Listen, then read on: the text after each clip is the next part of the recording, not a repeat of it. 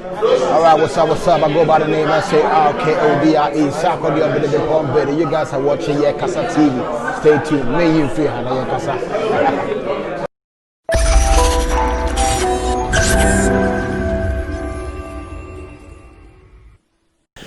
Thank you, and once again, welcome to Kasa TV. My name is Jibril, aka Facebook Assemblyman. Today I have a very special guest. This is impromptu, but he decided to bless me with this. The few time he had to probably do something else, he decided to give it to me.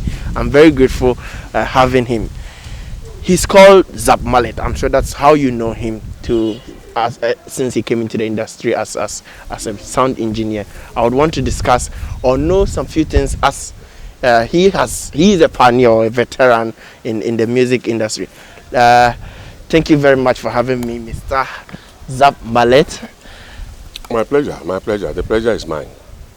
Sir, of late, we've been seeing some comments you make on social media as well as on interviews. The last time I saw a headline, it says that you said you regret being a sound engineer. What makes you, or was it really true? I said. Yes. I said I regret being this particular one quote me. It says that it's on my journal line. It says that I regret being a sound engineer in Ghana. There was a specification in it. There was a qualification. I said in Ghana.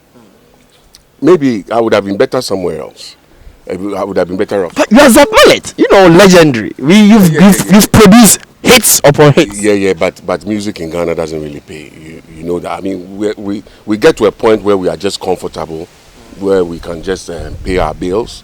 We can, give our children some nice education and stuff like that. But as what the musicians really get around the world, it doesn't match up to that across. You've been in the industry, you know how things work out. What is the issue that is making artists or sound engineers at this point make such comments? You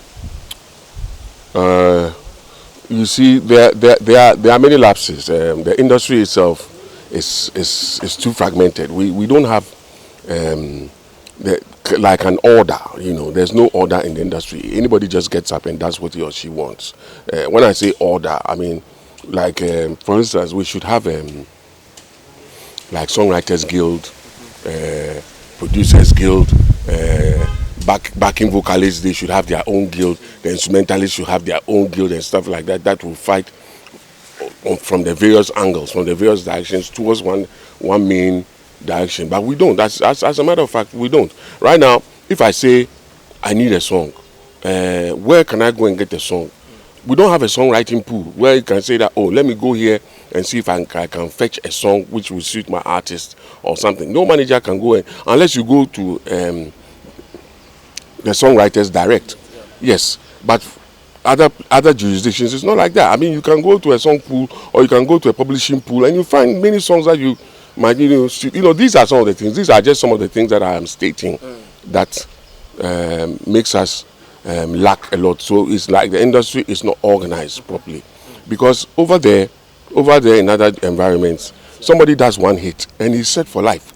He doesn't need to do any other song unless probably, I mean, the feeling is always there. So as a musician, you always want to do music.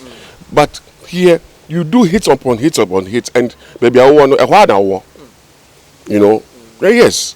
So sometimes I even look at our current stars, and I try to look at them or see them probably in the next 10, 15, 20 years, how they are going to be like. And sometimes I shudder. It's not home. I shudder.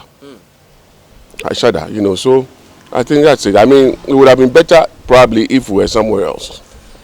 Don't you think that the veterans, don't you think you are those supposed to, make things happen or create the space for these artists to be able to say, yes, we came to meet Zapp and the rest, and they've been able to shape in things for us? Yes, brilliant question. We by that time, I think when we were in our prime, we were busy with what we were doing so much that we didn't even care about the organization of stuff, because we thought we were going to be like that forever. You understand? That is why I said I like Shatta Wale when he said, I liked it when Shatta Wale said, in his prime, we are not as financially sound as people think we are. You understand?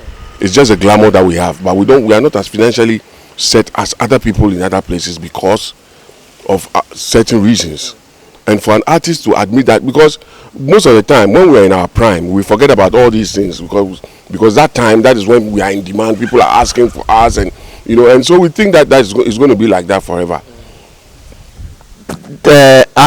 So we forgot to do what we had to do, and that one,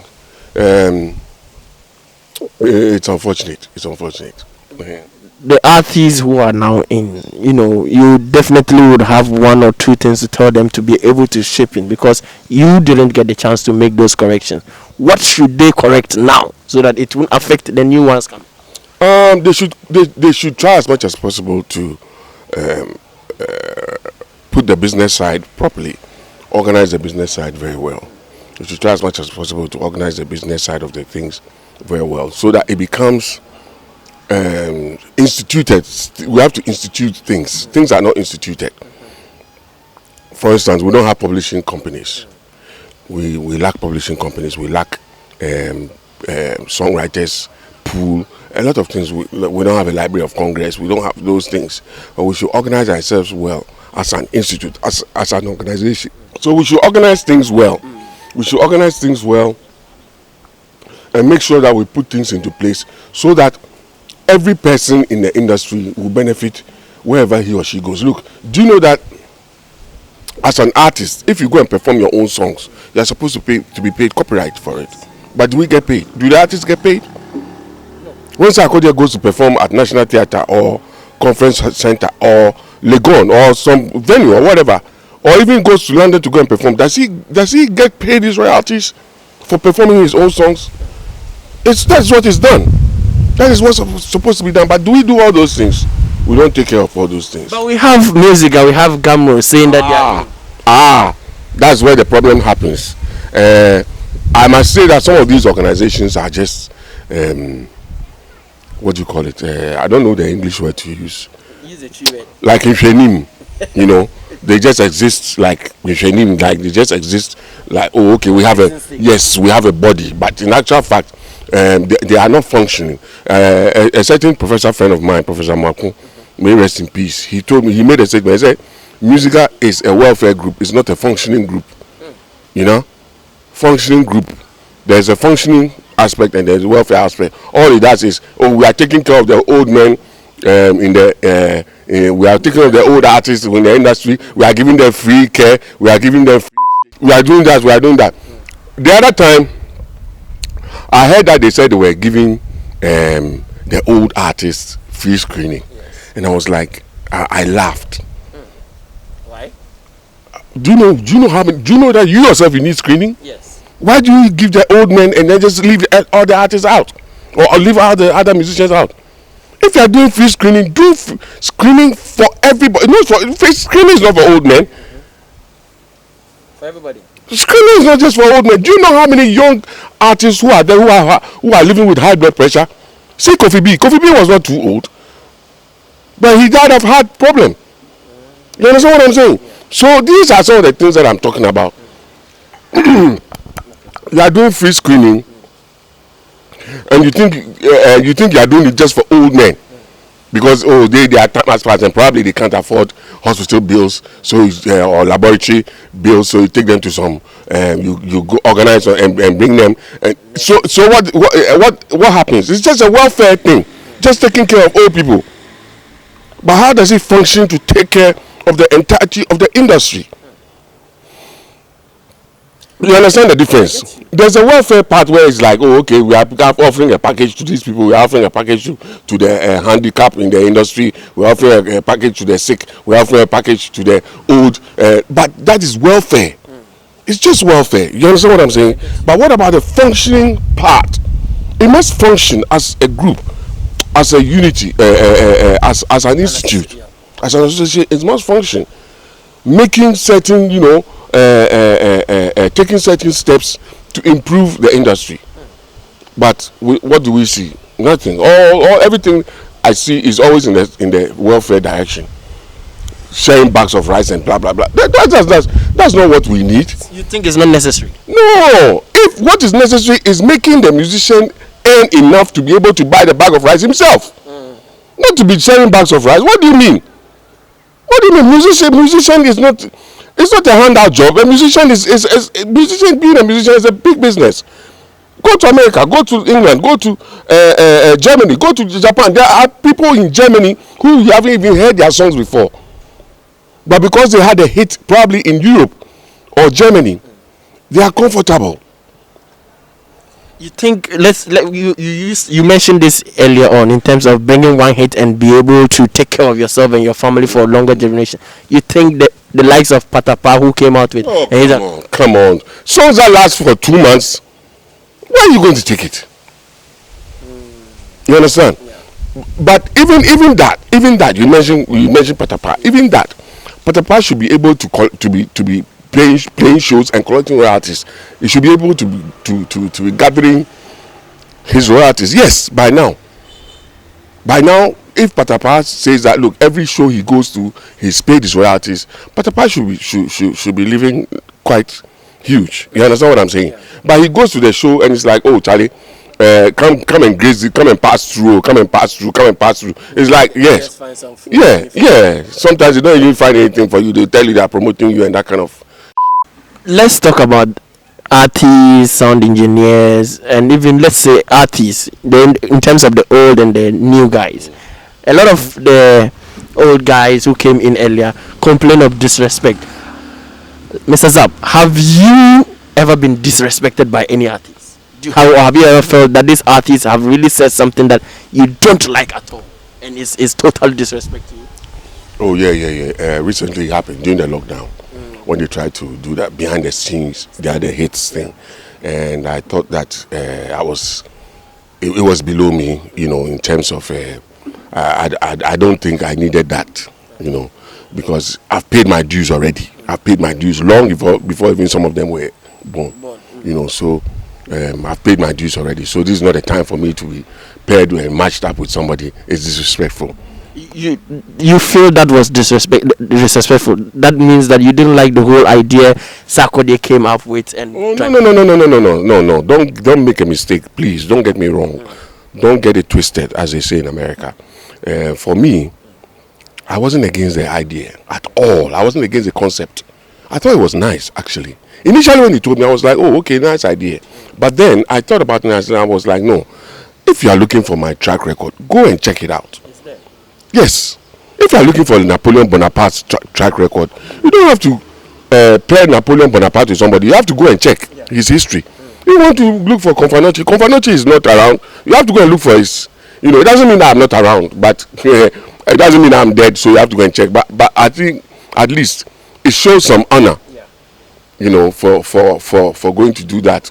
If you want to know the facts, going to check, not to pair me with somebody. And for that matter, somebody who probably, when I was doing hits, he was still in school, I went online and I saw a particular portal compiled 60 plus hit songs you've produced. How do you feel when you see certain? Oh, I mean, it's fulfilling, at least. But lately, I've not been on social media for a long time. Not because of anything, but because of sometimes some people's attitude. Some people who don't even have to, or who even cannot talk to you, or are not supposed to even meet you to talk to you, will be addressing you on social media. And sometimes social media is so funny. You make a statement, the person even doesn't even read through the statement. The person doesn't understand. The person wants to comment, and it's not necessary. If I say something and you don't understand, yours is to one. If you want to understand, ask me. Maybe personally or something. Ask me, or if you think you don't understand, don't comment. But somebody will have to comment. And sometimes I find it very offensive. Yes, sometimes some of the comments they make is very offensive, and so I've decided not to visit social media too much, because it keeps my if I go there, sometimes it increases my blood pressure, and I don't want to die before my time. You know, so I don't want to even go there to go and encounter some of these rubbish. So, but then when I hear things like that, I'm encouraged to do more and do better, and I'll do myself. You know. You've brought out a lot of artists. They've become who they are today. Which of them would you say has really shown you that, or have given back that love that you've been able, or that support you've been able to give them? You know, I have a principle. I'm from a very strong Christian background, so I have a principle which is, one would say, biblical or religious or whatever you want to call it, but for me it's a spiritual principle that when I give of myself. I don't look back. I just do it because it's my job to do it, and I do it. Sometimes you get, as they say in Chi, with the papa, papa na the money but you know, it's one of those. It's human nature, so I don't really take it to heart to even remember who did it. Yeah. So if you ask me that, this, I can't give you an answer. Certainly, definitely, I can't give you an answer because we are all human beings, and in a human institution, you are supposed to expect these things. Yes, you give off your everything, but it's not everybody who is like you who also give back what you give to them. So life goes on. I spoke with Exdo, I spoke with Prior Tietia of Prior Fame, and the suggestions they keep on telling me is, look, Gamro, Musiga, everybody should be sacked, and then a new people should come on board. And they keep on saying that they want technical know-how, those who are really music in depth, to be the people to work at Gamro and Musiga. Do you agree with that? You see, this Gamro and Musiga issue, we are going to talk about it forever if attitudes don't change. It's a Ghanaian thing. It is not a Musiga thing. It is not a Gamro thing. It's a Ghanaian attitude, and attitudes must change. If attitudes don't change, you can sack them, bring the next batch of people to come and carry on the same thing. We can see that in our body politic, the politics where we are doing. NDC comes, does some things. We think we are not getting anywhere as a nation. We might not. We might get maybe some overhead or overpasses and some roads and things, but our lives itself don't improve. Look at the many of the youth working without jobs. You understand what I'm saying? NDC comes, the same situation. NPP comes, the same situation. NDC comes, the same situation. NPP comes, the same situation. And sometimes it's even getting worse. You understand what I'm saying? You're youth. You understand what I'm talking about? So the problem is attitude must change. It is not just getting rid of the people.